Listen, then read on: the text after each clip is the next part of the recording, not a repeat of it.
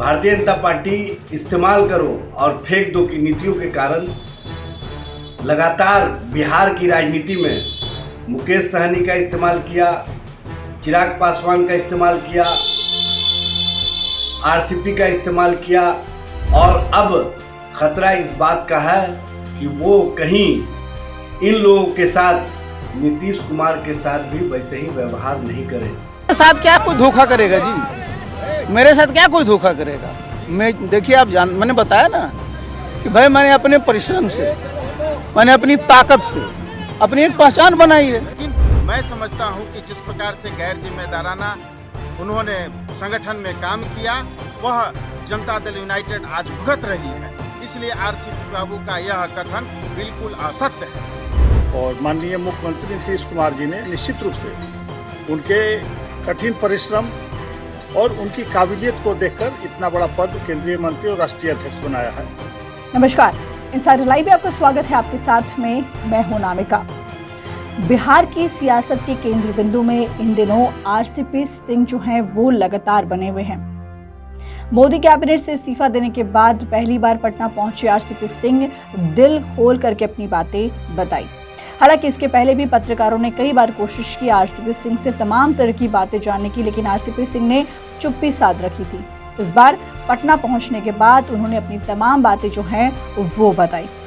पटना पहुंचने के बाद उन्होंने बताया कि जेडीयू में उनकी भूमिकाएं क्या कुछ रही है, तब से लेकर के आज तक वो जेडीयू के लिए क्या क्या नहीं किए हैं। इसके अलावा बिहार में जो सबसे बड़ी चुनौती है उसके बारे में बताया कि बिहार में कुशल नेतृत्व की ज़रूरत है, छात्रों को और किसानों को सही तरीके से प्रशिक्षण देने की ज़रूरत है। और आरसीपी खुद प्रशिक्षण देने की बात कर रहे थे कि उनके पास 40 साल का एक्सपीरियंस है और हो सकता है कि वो खुद ही प्रशिक्षण देने की शुरुआत कर दे। तो जो जिस दूसरे ऑप्शन की हम बात कर रहे थे कि आरसीपी के पास क्या क्या ऑप्शंस हैं, आरसीपी सिंह जेडीयू और जिस तरीके से वो इस्तीफा दे करके लौटे हैं मोदी कैबिनेट से, इसके बाद आरसीपी सिंह के पास में क्या क्या ऑप्शंस है, क्या कुछ कर सकते हैं। तो या तो पहली बात ये हो रही थी कि या तो आरसीपी सिंह जो है वो बीजेपी ज्वाइन कर सकते हैं या फिर आरसीपी सिंह जो है वो अपनी खुद की एक पार्टी बना। देखिए, पटना आप जानते हैं कि भाई अपनी जन्मभूमि है, ये हम लोगों की मातृभूमि है और हमारे जितने कार्यकर्ता साथी हैं सब यहाँ आए हुए हैं। उनके प्रति मैं बहुत बहुत आभार प्रकट करता हूँ। और जितने हमारे साथी आए हुए हैं सब में उत्साह आप देख रहे हैं। सर, एक सवाल है, जिस तरह से आप कहा जा रहा है कि जदयू से आपकी नाराजगी है, बहुत सारे आपके जो कार्यकर्ता हैं वो कह रहे हैं कि अब आरसीपी सेना के साथ हम रहेंगे, जदयू में हमारा कोई रिश्ता नाता नहीं है, केवल आपसे रिश्ता नाता है। तो क्या लगता है? देखिए, एक बात मैं बता दूं, मेरी किसी से कोई नाराजगी नहीं और मेरे जितने साथी हैं सब लोगों ने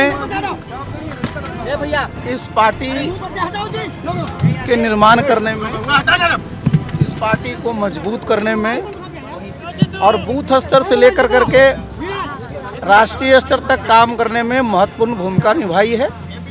और मेरे कोई भी साथी हैं वो नाराज नहीं हैं। जितना स्वाभाविक है, मैं एनडीए में हूँ, एनडीए का नेता हूँ, केंद्रीय मंत्री हूँ, मुझे सब जानते हैं। और उनके एयरपोर्ट पर मैं उतरा तो मुझे क्या, उन्होंने सारे पहले सुन तो लो, उन्होंने मुझे और सम्मानित किया। इसमें कौन सी बात है भाई? साधारण जो कर्टसी है उसको भी आप लोग इस तरह से रखते हैं। सर, आप ही के कार्यकर्ता बोलते हैं कि जदयू में आपके साथ धोखा हुआ है, आप ऐसा महसूस करते हैं क्या? देखिए, हमारे साथ क्या कोई धोखा करेगा जी? मेरे साथ क्या कोई धोखा करेगा? मैं देखिए, मैंने बताया ना कि भाई मैंने अपने परिश्रम से, मैंने अपनी ताकत से अपनी एक पहचान बनाई है और वो पहचान और बढ़ेगा, क्योंकि मेरे में जो आत्मविश्वास है और मेरे में जो सकारात्मक सोच है और जो ऊर्जा है उसमें कोई कमी आने वाली है। अरे वो देखिए, हम सीधा आदमी हैं और हम सीधा चलते हैं और हम क्या, हम बता तो दिए, मैं आ गया हूँ ज़मीन पर, मैं अभी अपने गांव जा रहा हूँ, मैं अपने गांव में रहूँगा और वहाँ पर मैं अपने कार्यकर्ता जितने हमारे बिहार में जहाँ जहाँ भी मुझे बुलाएंगे सब जगह मैं जाऊँगा। अरे देखिए, पार्टी में किसको कौन निकालता है इससे मेरा क्या लेना। देखिए, लेकिन एक बात है, कहीं भी चाहे आप पब्लिक लाइफ में हो, प्राइवेट लाइफ में हो, कभी भी किसी के साथ बीच हंटिंग नहीं होनी चाहिए, वो आपको पता होगा।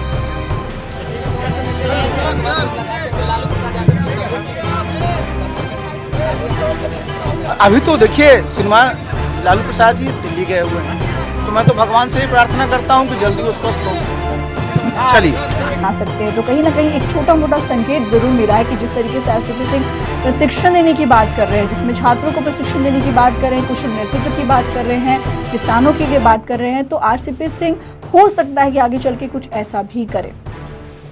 आपको बता दें कि अपने बारे में आत्मविश्वास से उन्होंने कहा, यानी कि कॉन्फिडेंस, इस्तीफा देने के बाद भी, मंत्री पद से इस्तीफा देने के बाद भी, कहीं कुछ नहीं रहने के बाद भी कॉन्फिडेंस आरसीपी सिंह के अंदर काफ़ी ज़्यादा, और कहा उन्होंने साफ तौर पर कि आज वो जो कुछ भी हैं वो अपने परिश्रम के बल पर हैं।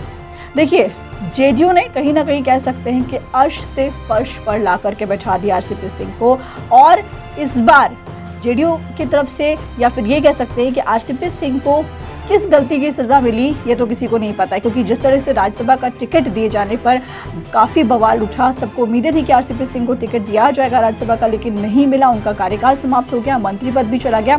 तो क्या गलती हुई आरसीपी सिंह से ये तो नहीं पता है, लेकिन इस बार ज़रूर एक चूक हो गई, और वो चूक ये हो गई कि आरसीपी सिंह अपने मंत्री बनने का जो श्रेय है वो अपने नेता बिहार के मुख्यमंत्री नीतीश कुमार को ना दिए, ये उनसे एक जरूर चूक हो गई। और इस पर ये बातें भी जेडीयू को नागवार गुजरी।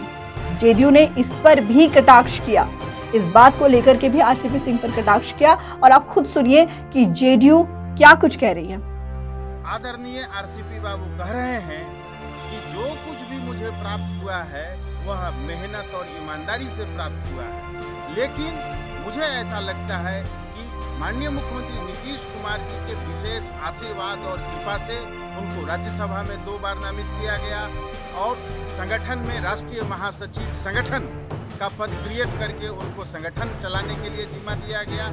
उसके बाद राष्ट्रीय अध्यक्ष जैसी भूमिका के लिए उनका नामाकरण किया गया। लेकिन आज जो बयान आ रहा है, कैसा गैर जिम्मेदाराना, गैर राजनीतिक बयान आ रहा है। संगठन में जिस प्रकार की बातें वो करते थे, हमारा 71 पर 2015 में था एमएलए, आज 2020 के चुनाव में बेहतर कुशल संगठनकर्ता के तौर पर 43 पर संगठन को पहुंचा दिया। ये तो हमारे आरसीपी बाबू से बेहतर संगठनकर्ता का परिचय दिया।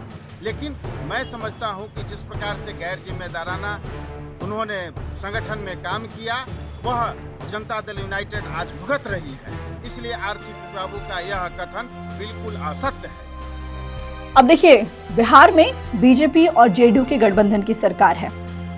आरसीपी सिंह को मोदी कैबिनेट में, प्रधानमंत्री नरेंद्र मोदी के कैबिनेट में इस्पात मंत्री, केंद्रीय इस्पात मंत्री के पद पर थे आरसीपी सिंह, और ये भी खबरें आई थी कि बीजेपी से काफ़ी ज़्यादा उनकी करीबी है और करीब होते चले गए हैं, और इसीलिए कहीं ना कहीं नीतीश कुमार से उनकी दूरियां जो है वो बढ़ गई हैं। तो बीजेपी ने भी इस बात पे साफ कह दिया है कि जेडीयू को मजबूत बनाने में आरसीपी सिंह की काफ़ी ज़्यादा भूमिका रही है, काफ़ी ज़्यादा कह सकते हैं कि अहम भूमिका की बात कही है बीजेपी ने, और ये भी कहा है कि जेडीयू का ये अंदर का मामला है, इसलिए बहुत ज़्यादा नहीं कह सकते। सुनिए बीजेपी क्या कुछ कह रही है। देखिए, पूर्व केंद्रीय मंत्री आरसीपी सिंह जी एक कुशल प्रशासक एवं कुशल राजनेता साबित हुए हैं, और निश्चित रूप से उन्होंने जदयू को मजबूत करने में अहम भूमिका निभाई है। और माननीय मुख्यमंत्री नीतीश कुमार जी ने निश्चित रूप से उनके कठिन परिश्रम और उनकी काबिलियत को देखकर इतना बड़ा पद केंद्रीय मंत्री और राष्ट्रीय अध्यक्ष बनाया है। तो निश्चित रूप से उनके बारे में कुछ ज़्यादा नहीं कहा जा सकता है, और यह जदयू का आंतरिक मामला है, इसलिए हम इस पर और कोई ज़्यादा प्रतिक्रिया नहीं दे सकते। अब देखिए, इतना सब कुछ हो गया है, इस पर विपक्ष कैसे चुप रह सकती है। जी हाँ, विपक्ष की तरफ से भी इसको लेकर के बातें आ गई सामने।